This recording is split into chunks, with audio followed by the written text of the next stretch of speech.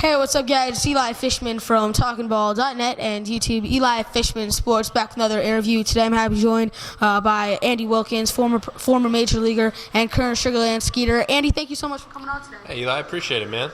Thank you so much for joining me today. You went to the University of Arkansas where you played for the Razorbacks, and you had an amazing career there. And one of the highlights of your career, playing in the 2009 College World Series, 40,000 people, TD Ameritrade Ballpark, the best of the best of the over 200 colleges. Only the best of the best get to play in the CWS. Can you tell me about that experience at TD Ameritrade Ballpark in the College World Series? Man, it was an awesome experience. Actually, we were one of the last teams that played in the old Rosenblatt. So we didn't play at the new one, but we played at the old Rosenblatt Stadium, which was, historic. A lot of historic players had played there, and it was a great honor and something I'll never forget. You came into the minors with the Chicago White Sox. You were brought all the way up from rookie ball to the majors with the White Sox organization. Who were some of your mentors, and what were some of the biggest lessons you learned in your career with the White Sox organization that led you to be the ball player you are today? That's a good question. I had a lot of good coaches along the way. My rookie ball manager, his name was Chris Crone. He was actually one of my favorite managers of all time. Helped me out a lot.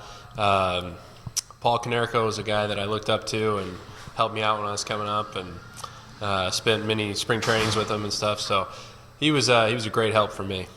I'd be willing to say 2014, that season, was your claim to fame because in AAA, you were an all-star. You hit .293, 30 homers, and 85 RBIs, and that's not even three-quarters of the season that you played in. Having so much success, one step away from the majors, how much were you inching to get that call? And can you tell me about what was the key to that success?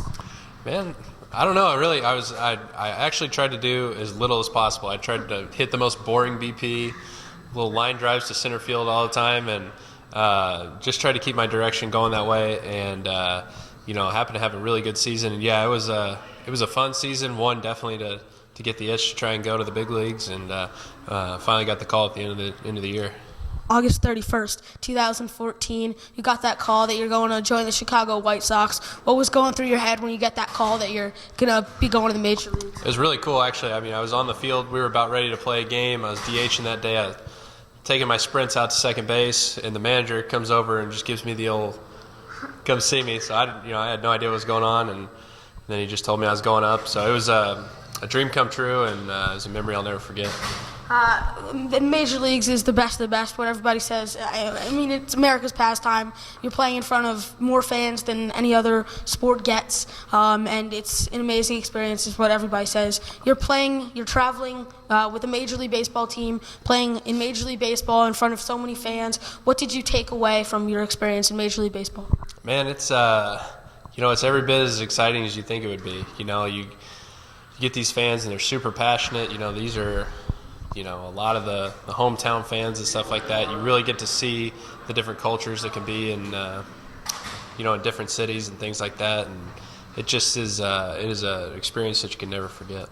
You're currently with the Sugar Land Skeeters in the Atlantic League. It's your first year of independent baseball. Guys have some different opinions coming into independent baseball, but when they leave, everybody seems to like it. You're with the reigning champions. You're having a pretty good season so far. How do you like this Skeeters organization and independent baseball? Yeah, you always hear things about indie ball, and it's kind of a skewed view of things, but I've enjoyed my time, playing indie ball, especially with the Skeeters, and a great first-class organization. And the guys we have in the clubhouse, a lot of them have big league time, and a lot of the guys that we face have big league time. And I think it's a good competitive league, and it's a lot more fun and competitive than I think people give it credit for.